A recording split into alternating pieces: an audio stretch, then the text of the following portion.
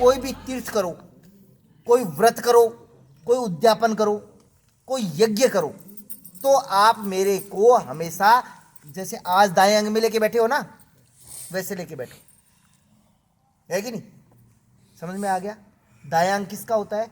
लक्ष्मी का स्वरूप होता है, बायां अंग पत्नी स्वरूप होता है। तो आप मेरे को दाएं अंग लेकर के बैठेंगे। जैसे देखो आज महेंद्र जी दाएं अंग लेके बैठे हैं, है कि नहीं? कर रहे हैं ना पालन। ऐसे आपको हमेशा, वो कहते हैं ना, एक शब्द है अंग्रेजी में, वाइफ इज ऑलवेज राइट, है ना?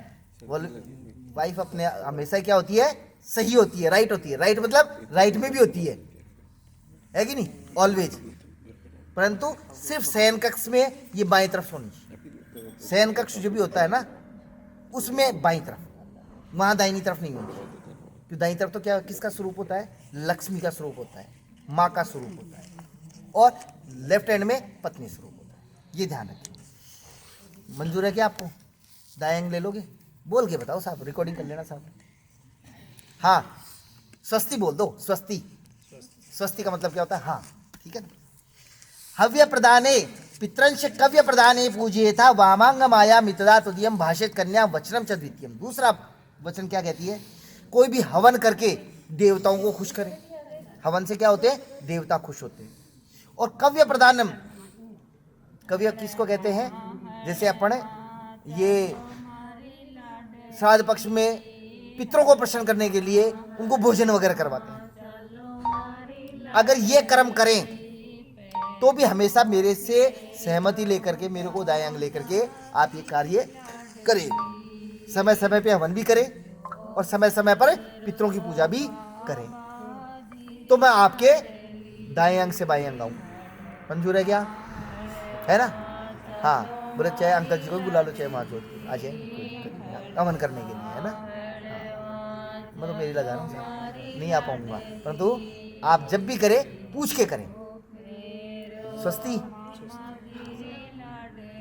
कुटुंब रक्षणा भरणे यदि तुम कुरिया पशुनाम परिपालन च वामांग माया मितदा त्वदीयम भाषित कन्या वचनम च तृतीयम। तीसरा वचन थोड़ा थोड़ा देखो, ये वो है, क्या नाम है उसके, कौन बनेगा करोड़पति, उसके प्रश्न है, धीरे धीरे जटिल होते जाते हैं, है कि नहीं?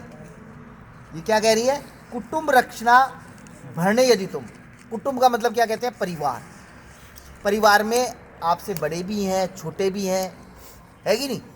आप उनका भरण पोषण ईमानदारी से करें। ऐसा नहीं हो कि छोटा भाई है ना, पैसे मांग रहा है, आप कह रहे हो मेरे पास नहीं है। आप छोटे हो क्या? हाँ, है, आप भी छोटे हो। हाँ, क्या बात है, हाँ, काम की बात है ना? आपके छोटा भाई अगर आपके ऊपर, आपकी जिम्मेदारी बनती है उनके ऊपर, तो आपको उनकी सभी चीज़ों को मानना है। सभी का मतलब आवश्यक और उपयोगी, अनावश्यक नहीं।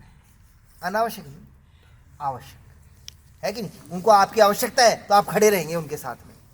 आपके पिताजी को, माताजी को, परिवार में, कुटुंब में और भी कोई लोग हैं, उनको आपकी आवश्यकता है तो उनके लिए आप खड़े रहेंगे। इसकी कर रहे हो क्या? हाँ, अनावश्यक भी पूरी करे हो।